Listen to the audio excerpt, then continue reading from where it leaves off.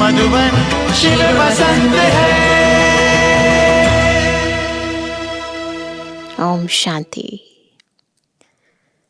महाशिवरात्रि की, बाबा के जन्मदिन और हम बच्चों के जन्म दिवस की सभी को बहुत बहुत बहुत बधाई हो, बधाई हो, बधाई हो। आज के दिन सभी भक्तजन और सभी बाबा के बच्चे शिव बाबा को, भोले भंडारी को बहुत प्यार से याद करते हैं। बाबा की आशाओं को पूरा करने का हम सभी बच्चे संकल्प करते हैं और सभी बहुत धूमधाम से बाबा का संदेश प्रत्येक आत्मा को देते हैं। तो हम सभी बाबा की सारी इच्छाओं को, बाबा की सारी आशाओं को, तमन्नाओं को पूरा करने वाले बाबा के चेतन दीपक भी हैं और रूहे गुलाब भी हैं। इसलिए बाबा अपने ऐसे बच्चों को रोज़ सुबह उठकर जब हम बाबा को याद करते हैं तो सकाश देते हैं। तो कैसे बाबा से सकाश लेनी है, बाबा किन बच्चों को सकाश देते हैं, आज हम बाबा के महावाक्यों में समझेंगे।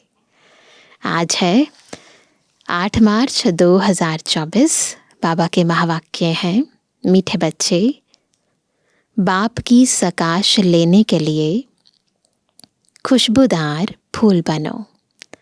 सवेरे सवेरे उठकर याद में बैठ प्यार से बाबा से मीठी मीठी बातें करो। प्रश्न है, बाप को सब बच्चे नंबरवार याद करते हैं, लेकिन बाप किन बच्चों को याद करते हैं?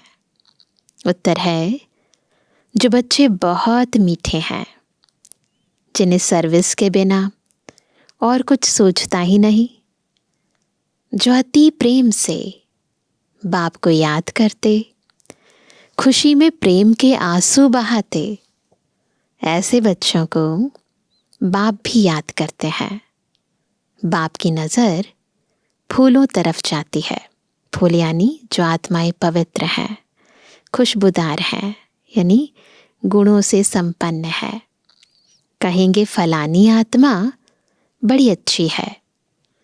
यह आत्मा जहाँ सर्विस देखती भागती रहती है, अनेकों का कल्याण करती है, तो बाप उसे याद करते हैं।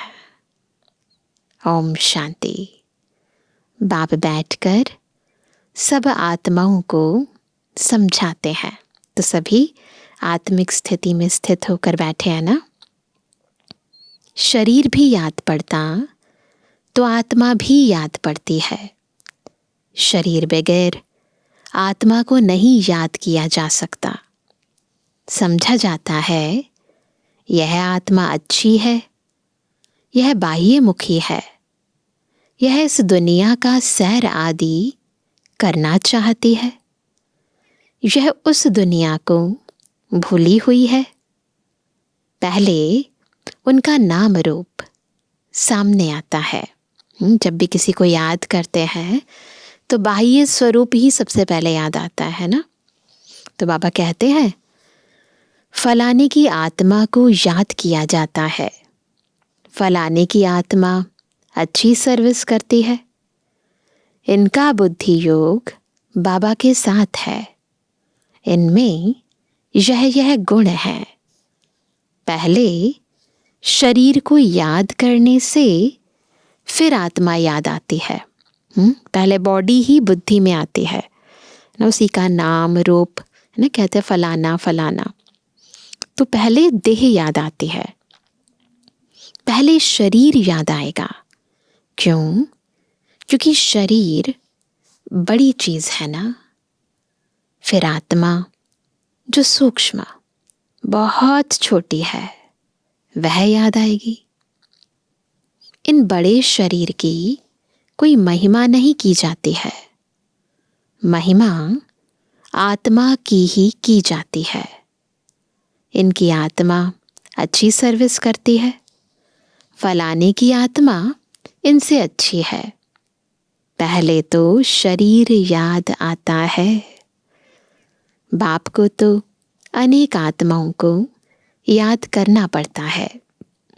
शरीर का नाम याद नहीं आता, सिर्फ रूप सामने आता है। फलाने की आत्मा कहने से शरीर जरूर याद पड़ता है। जब नाम पुकारते हैं तो ऑटोमेटिकली जो नाम है वो तो देह का ही है ना। जिसे समझते हो, इस दादा के शरीर में शिव बाबा आते हैं। जानते हैं इनके तन में बाबा है। शरीर जरूर याद पड़ेगा। पूछते हैं हम कैसे याद करें? शिव बाबा को ब्रह्मा तन में याद करें या परम धाम में याद करें? ये कन्फ्यूज़न बहुतों को होती है ना। पहले तो साकार बाबा थे, परंतु अव्यक्त होने के बाद भी कई बच्चे अक्सर पूछते हैं कि है ना, बाबा के कमरे में ब्रह्मा बाबा का चित्र भी है, शिव बाबा का भी चित्र है, तो किसको याद करें? तो बहुतों का प्रश्न उठता है। बाबा कहते हैं याद तो आत्मा को ही करना है, परंतु शरीर भी जरूर याद आता है। पहले शरीर फिर आत्मा। बाबा इनके शरीर में बैठा है तो जरूर शरीर याद आएगा। फलाने शरीर वाली आत्मा में यह गुण है। बाबा भी देखते रहते हैं कौन मुझे याद करते हैं, किस में बहुत गुण है, किस किस फूल में खुशबू है। फूलों से सबका प्यार होता है। गुलदस्ता बनाते हैं, उसमें राजा रानी प्रजा भिन्न भिन्न फूल पत्ते आदि सब बनाते हैं। बाप की नज़र फूलों की तरफ जाएगी। कहेंगे फलाने की आत्मा बड़ी अच्छी है। बाबा की नज़र उन आत्माओं पर जाएगी जिनमें गुणों की खुशबू आती है ना, जो पवित्र आत्माएं हैं, बड़ी सर्विस करती हैं। आत्म अभिमान में रहे बाप को याद करते रहते हैं। जहाँ सर्विस देखते हैं वहाँ भागते हैं। फिर भी सवेरे उठकर याद में बैठते होंगे तो किसको याद करते होंगे? शिव बाबा परम धाम में याद आता होगा या मधुबन में याद आता होगा? बाबा याद आता होगा ना।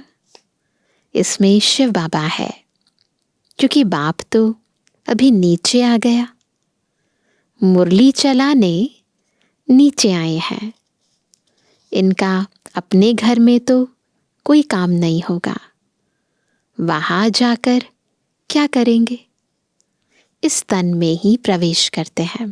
बाबा का सारा कारोबार तो यही है, पतित से पावन बनाने का। तो ऊपर जाकर क्या करेंगे? तो पहले जरूर शरीर याद आएगा, फिर आत्मा। फलाने शरीर में जो आत्मा है वह अनन्य अच्छी है। इनको सर्विस बगैर कुछ सूझता नहीं है। तो बाबा को वो बच्चे बहुत अच्छे लगते हैं जिनका प्यार सेवा से है। बहुत मीठी है। बाबा बैठे रहते हैं, सबको देखते रहते हैं। फलानी बच्ची बहुत अच्छी है, बहुत याद करती है। बांधेली बच्चियों को विकार के लिए कितनी मार मिलती है, कितना प्रेम से याद करती होंगी। तो जो आत्माएं बाबा को प्यार से याद करती हैं, है ना, उनको भी बाबा बहुत याद करते हैं।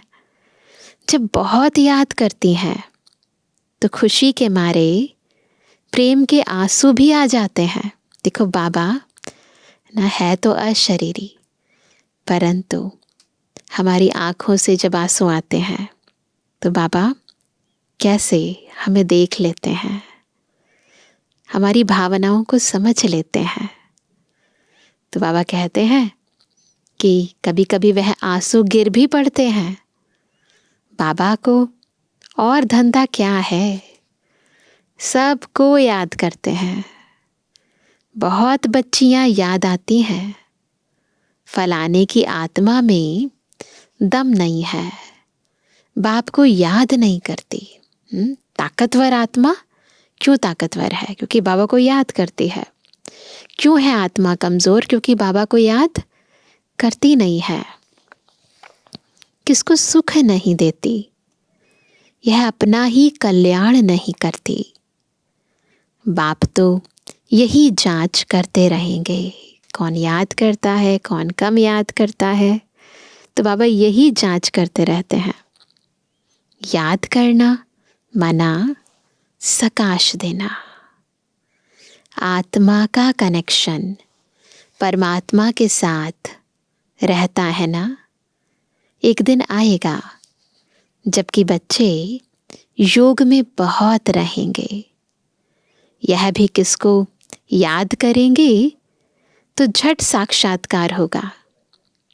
आत्मा तो है छोटी बिंदी, साक्षात करे तो भी कोई समझ ना सके, फिर भी शरीर ही याद आता है। आत्मा है छोटी परंतु याद करती है तो उनकी आत्मा पावन बनती जाती है। बगीचे में वैरायटी फूल होते हैं, बाबा भी देखते हैं, यह बहुत अच्छा खुशबूदार फूल है। तो यहाँ हम रूहानी फूलों की बात हो रही है। यह इतना नहीं तो पद भी कम होगा। बाबा के जो मददगार बनते हैं वही ऊंच पद पाते हैं। वह भी जो बाप को याद करते रहते हैं। ब्राह्मण से ट्रांसफर हो देवता बनते हैं। यह वर्णन भी संगम पर ही कर सकते हैं कि यह दैवी फूल है या आसुरी फूल है। फूल तो सब हैं, केवल संगम पर ही पता चलता है तो सारी आत्माएं, परंतु जो अंतर है गहराई से केवल संगम युग पर पता चलता है कि कौन देवी देवता घराने की आत्मा है और कौन नहीं है। तो ये अंतर केवल अभी हम स्पष्ट रूप से, जब बाबा हमें ज्ञान का तीसरा नेत्र देते हैं, हमें हमारे स्वस्वरूप में टिकाते हैं, हमें ज्ञान युक्त बनाते हैं, तब हम ज्ञान के आधार से, ज्ञान प्रकाश से अंतर समझ सकते हैं, देख सकते हैं। तो बाबा कहते हैं कि यह वर्णन भी संगम पर ही कर सकते हैं कि यह दैवी फूल है या आसुरी फूल है। फूल तो सब हैं परंतु वैरायटी बहुत है। बाबा भी याद करते रहते हैं। टीचर अपने स्टूडेंट को याद करेंगे ना। यह कम पढ़ते हैं, दिल में तो समझेंगे ना। यह बाप भी है, टीचर भी है। बाप तो है ही, टीचर पने का जास्ती चलता है। टीचर को तो रोज पढ़ाना है।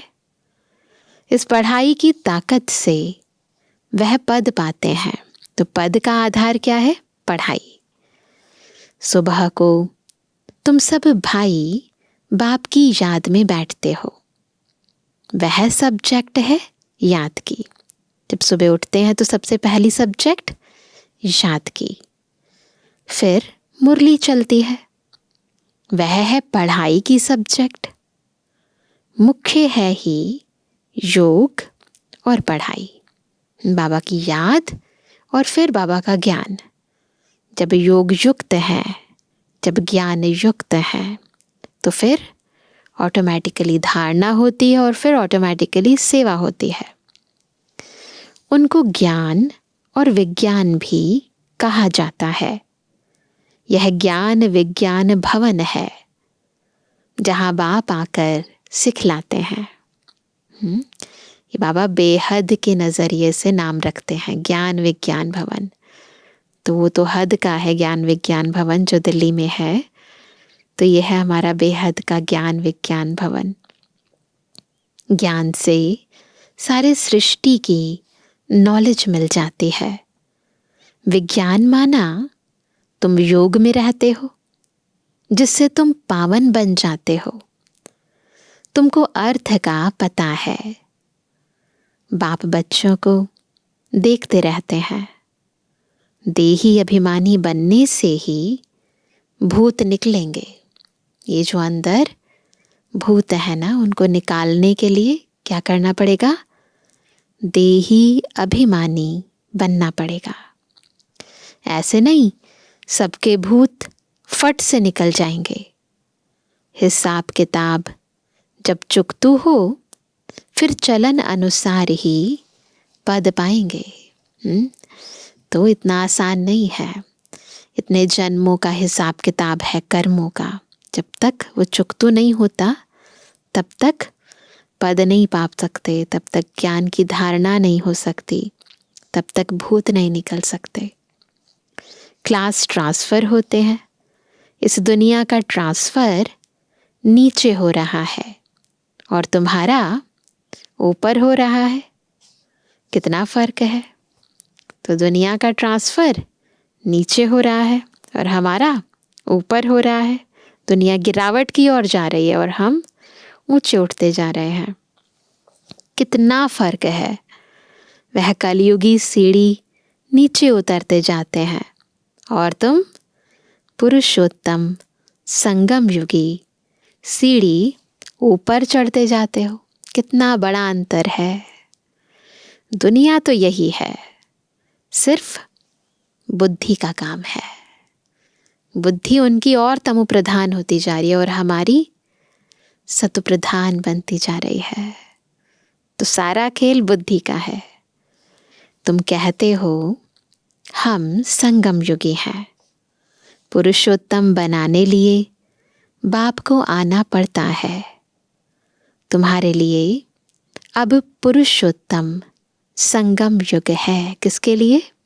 केवल हमारे लिए। बाबा हमारे लिए खास युग बना देते हैं। नई दुनिया तो है ही हमारी, परंतु कलयुगी दुनिया में भी बाबा हमें संगम युगी बना देते हैं। बाकी सब घोर अंधियारे में है। बिल्कुल बाबा ने जैसे वो जो फूलों का एक अलग से बगीचा बना दिया है। सारी दुनिया अलग है और हम आत्माओं को बाबा ने जैसे एक अलग से एक नया युग प्रदान कर दिया है। सबसे अलग कर दिया है। रीति रस्म बोल चाल सब कुछ अलग। तो बाबा कहते हैं भक्ति को वह बहुत अच्छा समझते हैं। दुनिया वाले बहुत अच्छा समझते हैं, क्योंकि ज्ञान का उन्हों को मालूम ही नहीं है। तुमको अभी ज्ञान मिला है, तब तुम समझते हो। ज्ञान की एक चुटकी से आधा कल्प के लिए हम चढ़ जाते हैं। थोड़ा सा भी ज्ञान मिलता है ना, आधा कल्प के लिए चढ़ जाते हैं। फिर वहाँ ज्ञान की बात भी नहीं होगी, है ना। यह सब बातें, ये सारी बातें ज्ञान की, योग की, धारणा की, ये सब बातें महारथी बच्चे ही सुनकर, धारण कर और सुनाते रहेंगे। तो है ना सभी महारथी सुन रहे हैं, है ना, फिर सुनाएंगे, उससे पहले धारण करेंगे, है ना। तो सब कुछ करना है हमें। बाकी तो यहाँ से निकले और खलास। तो सब महारथी हैं यहाँ। कर्म अकर्म विकर्म का राज भी भगवान ही समझाते हैं, है ना। हमारे कर्म विकर्म कैसे बने, अकर्म कौन से होते हैं, सुकर्म क्या है, तो कर्मों की गहरी गति भी बाबा समझाते हैं। यह है कल्प का संगम युग। जबकि पुरानी दुनिया खत्म हो, नई दुनिया स्थापन होनी है। विनाश सामने खड़ा है, बिल्कुल बुद्धि में सामने खड़ा है। तुम संगम युग पर खड़े हो। जब संगम युग पर खड़े हैं ना, तो पता चलता है स्थापना कितनी नज़दीक है और विनाश कितना नज़दीक है। और मनुष्यों के लिए कलयुग चल रहा है, हमारे लिए संगम युग है, क्योंकि हमें इस युग से इस युग में आना है। जिन्हें सतयुग में आना ही नहीं है वो इस संगम युग पर आ ही नहीं सकते। कितना घोर अंधियारा है कलयुग में, घोर अंधियारा। गिरते ही रहते हैं, आत्माएं गिरती ही रहती हैं, पाप कर्म करती ही रहती हैं, अज्ञानतावश कुछ ना कुछ विकर्म बनाती ही रहते हैं। कोई तो गिराने के निमित्त भी होगा, और वो कौन है? बाबा हमें चढ़ाने के निमित्त है, और गिराने के निमित्त कौन है? वह है रावण। इस सभा में वास्तव में कोई पतित बैठ नहीं सकता। क्यों? पढ़ाने वाला कौन है? पवित्रता का सागर है ना। तो पवित्रता के सागर की महफिल में पतित आत्मा कैसे बैठ सकती है? पतित वायुमंडल को खराब करेंगे।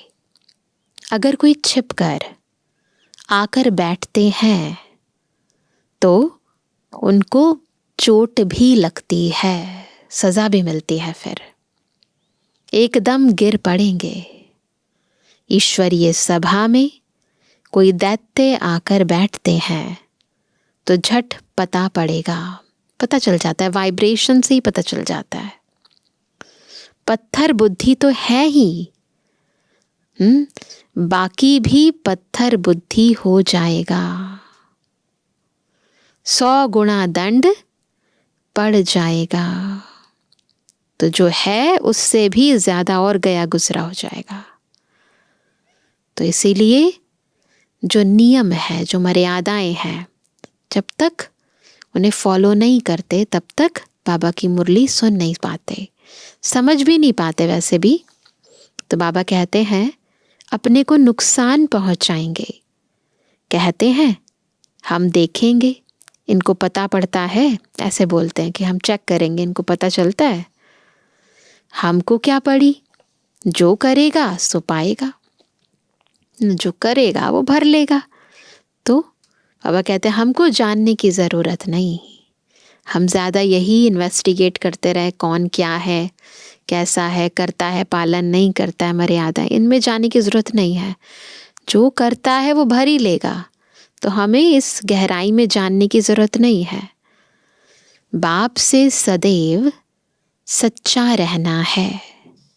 कहते हैं सच तो बीठो नच, अगर सच्चे हो तो डांस करो। सच्चे रहेंगे तो अपनी राजधानी में भी डांस करेंगे। सच्चे रहेंगे तो बाबा से कोई चीज़ छिपानी नहीं चाहिए, एकदम ट्रांसपेरेंट रहना चाहिए।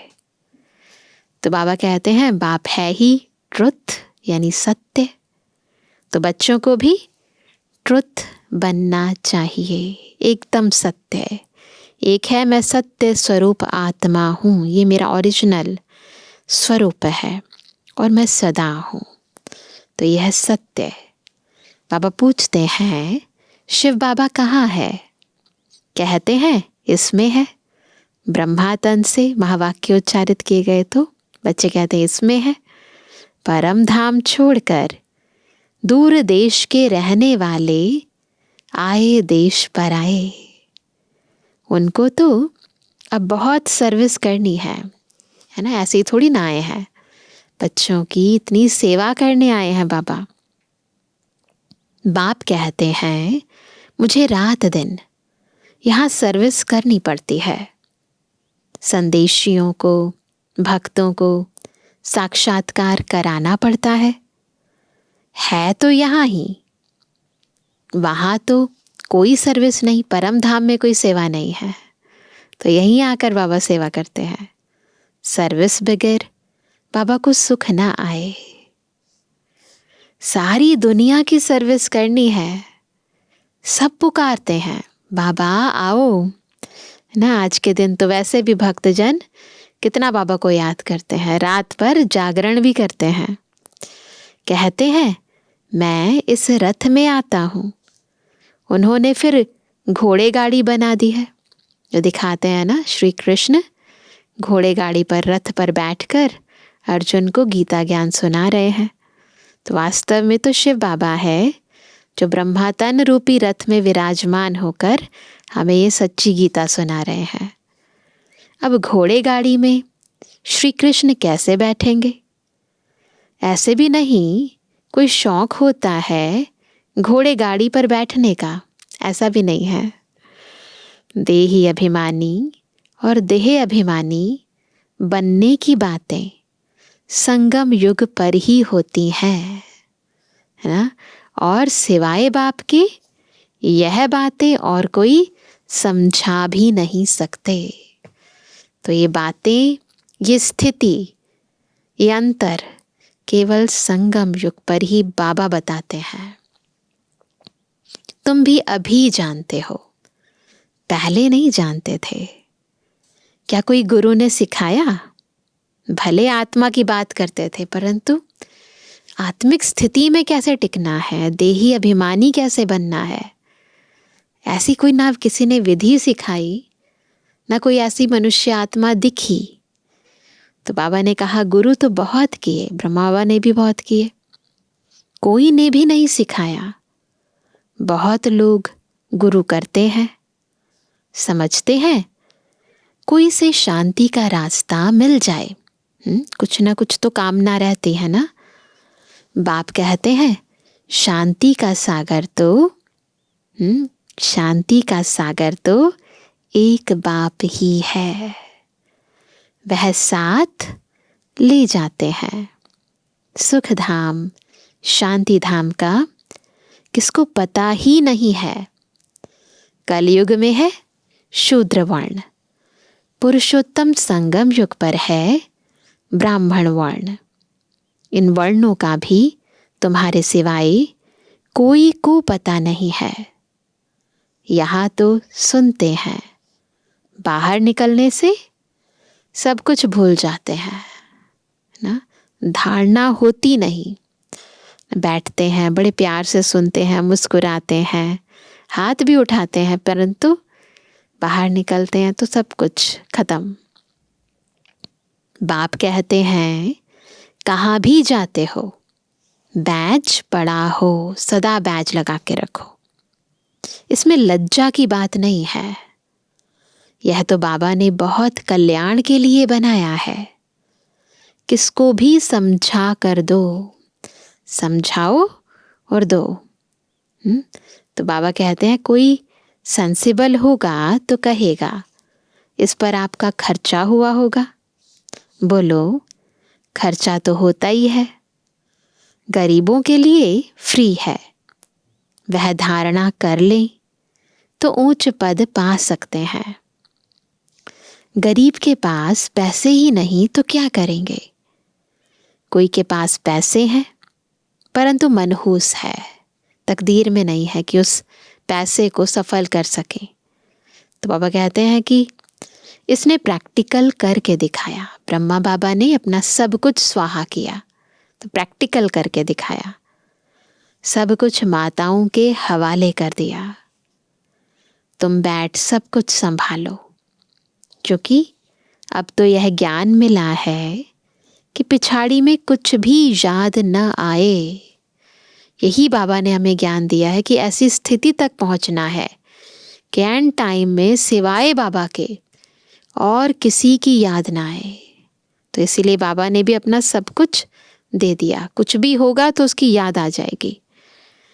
तो बाबा कहते हैं अंत काल जो स्त्री से मरे, जिसको याद करेंगे एंड टाइम में, फिर उसी के अनुसार जन्म मिलेगा।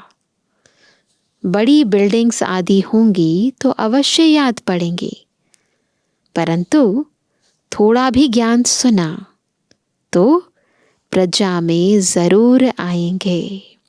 यह है अविनाशी ज्ञान। बाप तो है ही गरीब निवास। कोई कोई के पास पैसे होते हैं तो भी मनहूस होते हैं, खर्च नहीं करते। ऐसे नहीं समझते कि पहला वारिस तो शिव बाबा है। दाता कौन? शिव बाबा। तो ऐसे नहीं समझते कि हमारा पास जो कुछ भी है उसका पहला वारिस तो शिव बाबा है ना। भगवान वारिस तो भक्ति मार्ग में भी है। ईश्वर अर्थ देते हैं। क्या वह कंगाल है जो उनको देते हैं? भगवान के पास कोई कमी है क्या? समझते हैं ईश्वर के नाम पर गरीबों को देंगे तो ईश्वर एवज में देंगे। दूसरे जन्म में मिलता तो है। जो भी ईश्वर अर्थ दिया, दान पुण्य किया, तो उसी अनुरूप अगले जन्म में मिलता है। कहते हैं दे दान तो छोटे ग्रहण। बाप को सब कुछ दे दिया। शरीर, मित्र, संबंधी आदि सब कुछ बाबा को अर्पण कर दिया। यह सब कुछ आपका है। भक्ति मार्ग में भी कहते हैं ना, तन मन धन सब कुछ तेरा, मैं भी तेरा। तो आज के दिन वैसे भी शिवरात्रि पर कई लोग बकरे की बलि चढ़ाते हैं। तो बाबा भी हमें क्या कहते हैं? मैं की बलि चढ़ा दो। तो मेरा मुझ में कुछ नहीं, जो कुछ है सो तेरा कर दो। इस समय सारी दुनिया पर ग्रहण लगा हुआ है। राहु का ग्रहण लगा हुआ है सब पर। विकारों का ग्रहण लगा हुआ है। वह कैसे 1 सेकंड में छूटता है? काले से गोरे कैसे बनते हैं? यह अब तुम ही जानते हो। फिर औरों को समझाते हो। जो कहते हैं हम अंदर में समझते हैं, परंतु किसको समझा नहीं सकते हैं, वह भी कोई काम के नहीं है ना। अगर समझते हैं तो समझाना भी तो चाहिए ना। बाबा कई बार कहते हैं कि अगर समझा नहीं सकते तो गोया समझते ही नहीं हो। बाप कहते हैं दे दान तो छोटे ग्रहण। ज्ञान का दान दो, गुणों का दान दो, शक्तियों का दान दो ना, तब ये जो ग्रहण लगा है विकारों का तो छूटेगा। हम तुमको अविनाशी रत्न देते हैं, वह सबको देते जाओ। ये जो मिल रहे हैं ये क्या है?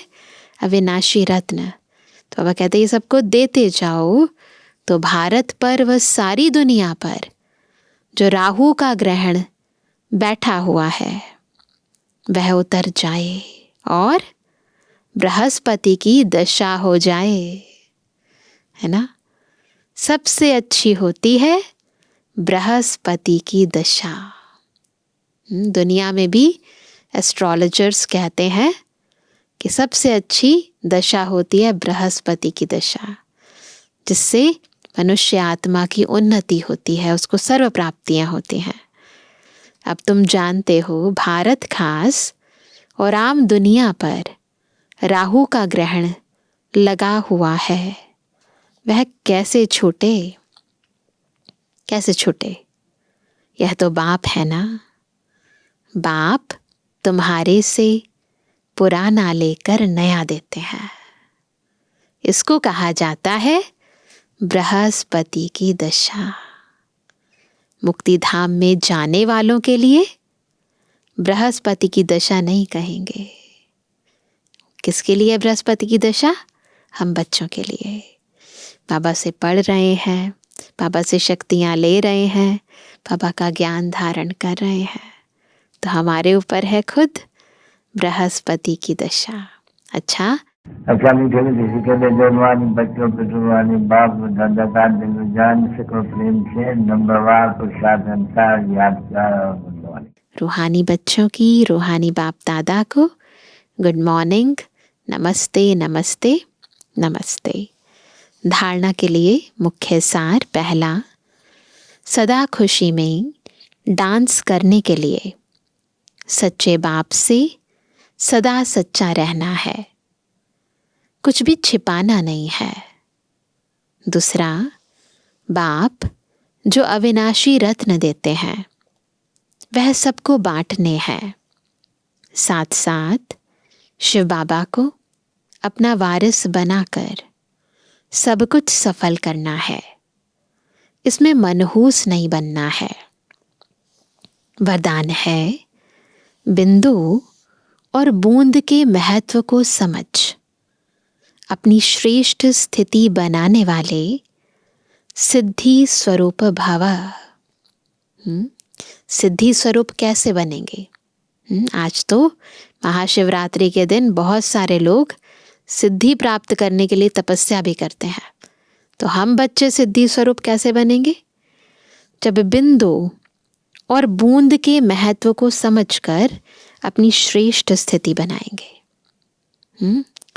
शिव परमात्मा की पूजा में एक बिंदु की विशेषता है, दूसरी बूंद बूंद की विशेषता है। शिव की पिंडी पर बूंद बूंद करके जल टपकता रहता है। तो पूजा में एक बिंदु की विशेषता है, दूसरी बूंद बूंद की विशेषता है। दोनों का अपना महत्व है। आत्मा, परमात्मा और प्रकृति का यह खेल अर्थात ड्रामा, तीनों का ज्ञान प्रैक्टिकल लाइफ में बिंदु ही अनुभव होता है। आत्मा बिंदु, शिव बाबा बिंदु और ड्रामा भी बिंदु, है ना। तो ये तीनों का ज्ञान प्रैक्टिकल लाइफ में बिंदु ही अनुभव होता है। और बूंद है शुद्ध संकल्पों की स्मृति, जिससे मिलन की सिद्धि का अनुभव होता है। हर संकल्प में बाबा रूह रेहान में प्राप्तियों की शीतल बूंदें बाप पर डालते हो ना। जो प्राप्तियां होती हैं तो उन प्राप्तियों की शीतल बूंदें बाप पर डालते हो। इसी से ही श्रेष्ठ स्थिति बन जाती है। इसी का यादगार भक्ति में भी चला आता है। बाबा को याद करते हैं, बाबा से हमें क्या क्या मिलता है, उन प्राप्तियों को याद करते हैं। जैसे शीतल बूंदें शिव की पिंडी पर चढ़ाते हैं, तो इसका यादगार भक्ति मार्ग में चलता रहता है। वो बूंद बूंद टपकती रहती है। स्लोगन है, ज़्यादा बोलने से दिमाग की एनर्जी कम हो जाती है ना। इसलिए क्या करो, शॉर्ट और स्वीट बोलो ना। कहते भी हैं कम बोलो, धीरे बोलो, मीठा बोलो। शॉर्ट और स्वीट बोलो। तो आज तो महाशिवरात्रि है, तो सभी विशेष क्या स्थिति बनाएंगे? देही अभिमानी स्थिति बनाएंगे। बिल्कुल अपने बूंद स्वरूप में, बिंदु रूप में ना। एक एक बूंद संकल्प की, बाबा की याद में। जैसे भक्त लोग शिव की पिंडी पर बूंद बूंद चढ़ाते हैं ना, जल की चढ़ाते हैं, उन्हें अक धतूरा बेलपत्र अर्पित करते हैं। तो हम भी अपना हर संकल्प, हर बोल, हर कर्म बाबा पर पूर्ण रीति अर्पित करते हैं। अहम और वहम को भुलाकर सब पर रहम करते हैं, और उससे पहले खुद पर रहम करते हैं। मैंपन को भुलाकर एक बाप दूसरा ना कोई। बस ऐसी ही एकाग्र स्थिति का अनुभव करके हम शिव बाबा से इस विधि को अपनाकर सिद्धि प्राप्त करें, है ना। तो आज के दिन विशेष सभी बाबा से बहुत सारे वरदान प्राप्त करेंगे, और उसके लिए वरदाता की याद में बैठेंगे, विशेष याद करेंगे, एकाग्रचित याद। अपनी आत्मिक स्थिति के अंदर एक बाप दूसरा न कोई, बस ऐसे बार बार कर्म तो करेंगे, परंतु बीच बीच में ये अभ्यास ज़रूर करेंगे। अच्छा, ओम शांति।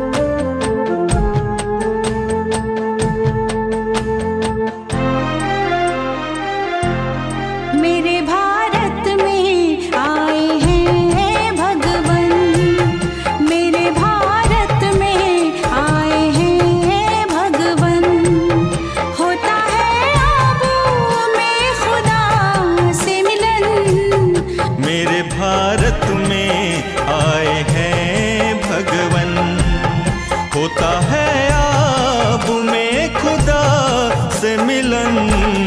मेरे भारत में आए हैं भगवन।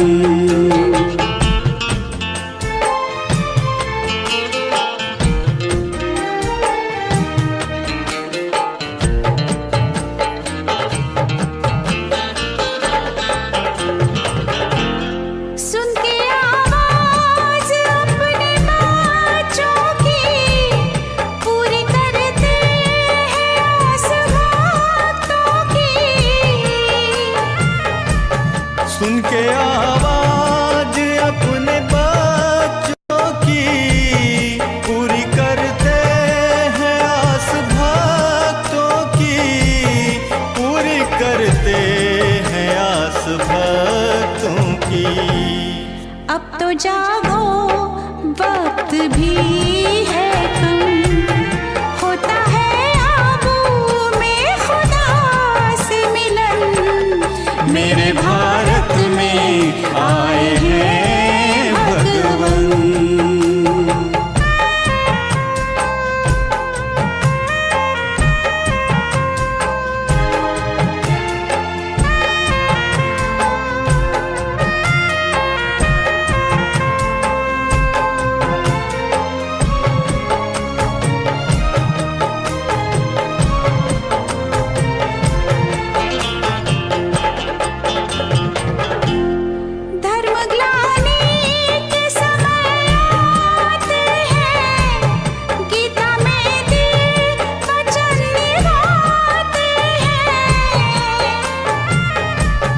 धर्म ग्लानि के समय आते हैं, गीता में दिए वचन निभाते हैं, गीता में दिए वचन निभाते हैं। ज्ञान चक्षु दे खोलते हैं नयन, होता है आबू में खुदा से मिलन। मेरे भारत में आए हैं भगवन।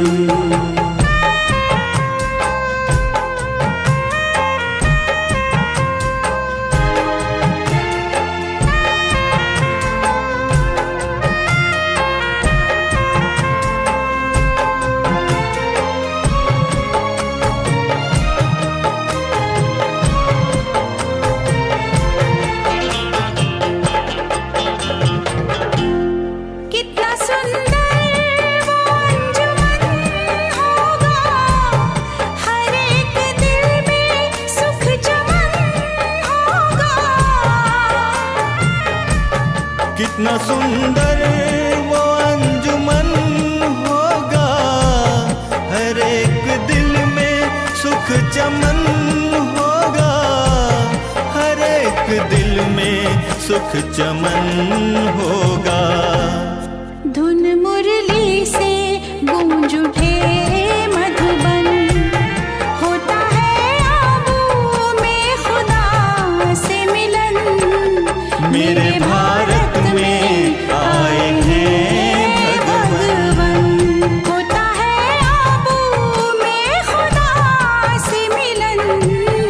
मेरे भारत में